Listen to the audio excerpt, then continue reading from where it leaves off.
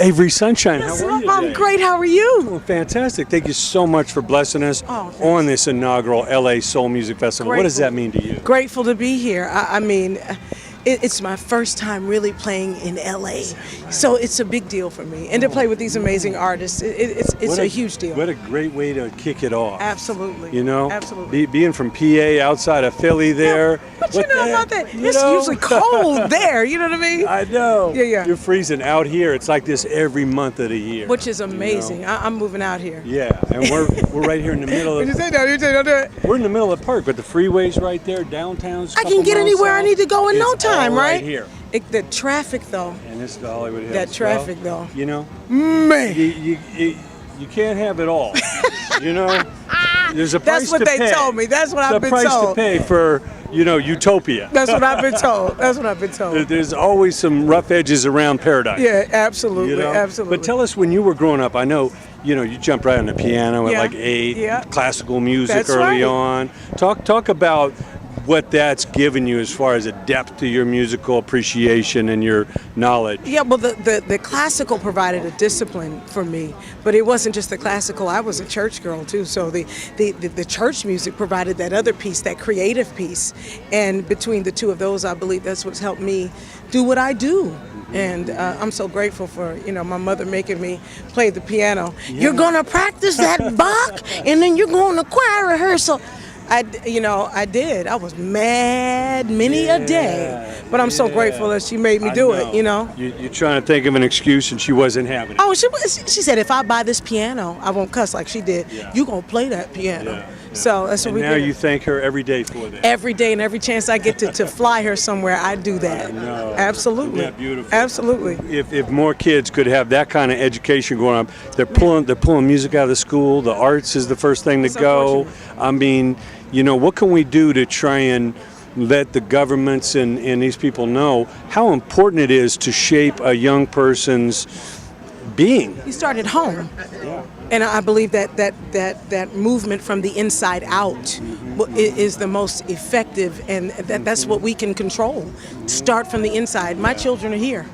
My daughter's right there. My son is on. Yeah, so we keep them involved in what we're doing so that they will. And my daughter's a pianist. My son's a drummer. But we want to make sure that they're around amazing musicians and creatives, getting that stuff in them now. Yeah. You know what I mean? And it lets them know. The school always can't provide it. So, like you say, so the parents got to pick it up. We absolutely do. Yeah. Absolutely. I'm a mommy first. So. Yeah. And I know in school you got a degree in philosophy. Talk about That's why I how talk so that much. has given a balance to you. I mean, I don't know. I don't remember half this. I don't Nietzsche and Kant and Kant. I don't remember. I was trying to get out of college. It's got It's terrible, isn't it? It's got to be Awful. something, to kind of add some strength to what you do. I do. I think it helped with my critical thinking skills. Like I said, I can't recall half that stuff. I do remember having the most amazing professor. He failed me, but he was amazing. And he made me work hard. So once I said I wouldn't fail another class, and I worked hard after that. So if for nothing else, I'm appreciative of that. Yeah, that discipline's so important. The discipline, absolutely. Now, going from the church to Broadway, talk about that. Well, I wasn't really on Broadway, but I worked with Jennifer Holliday. I mean, one of Broadway's. I mean, my God. So she actually gave me a personal call, left a message on my answering machine. Listen, somebody told me that I needed to hire you to be the choral director for Dreamgirls here in Atlanta. So I'm going to hire you. I was like, what? Well, I was talking to the answering machine because she left the message. Right. What? So when I got myself together, I called her back, and of course I accepted. To make sure it wasn't a wrong number. Absolutely.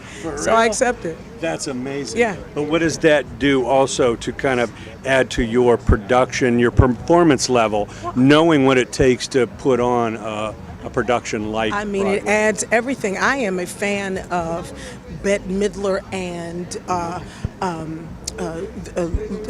Desi. I was going to say Desi Arnaz, but it's Lucille Ball. Performers, entertainment. That's Broadway. Yeah. You're singing, you're dancing, you're acting, you're doing it all. You're entertaining. It's not just multifaceted. You have to be multifaceted, and that helped to reinforce that for me. Yeah. That one experience did. It really did. Well, that's something kind of missing, you know, because Yeah. a lot of kids today looking for the shortcut. They don't want to sing, dance, play the piano, and all that. They want the instant gratification. Absolutely. So how do you school the youngsters to know that it's a marathon, not a sprint, and the greatness, the people that you look up to, and that we're celebrating at these festivals, took decades. It surely did. I let them see me do it. I am almost, I'm 41. And I've been working. We started this Just maybe getting 6 started. or 7 years ago. It's the truth. It's the truth. Not very long ago, and we were told this is a young man's business. This is not for an older, thick black woman. She's not gonna make it happen. And next thing we knew, we had a #1 song on the radio, Billboard hit. So we let people see the story. You know what I mean? Rather than tell them, here we are. If you didn't believe it, here we are. We're miracles. Sure. Yep. I know like 10 years ago, Stalker opened up Japan and Wow, Asia for you. I love that you did your research. No. Yes. Talk about Yes. the Asian market. It's How amazing. They love what we do. Well, that was my real introduction into what I do as a performer. I went over there with the song Stalker, and we were at the top of Mount Fuji, and we played the song, and I'm standing with my back turned, and I'm looking at the sun, and when I hear people clapping like crazy, and I'm like, who are they clapping for? Maybe somebody's coming. Turn around, I was like, oh, me?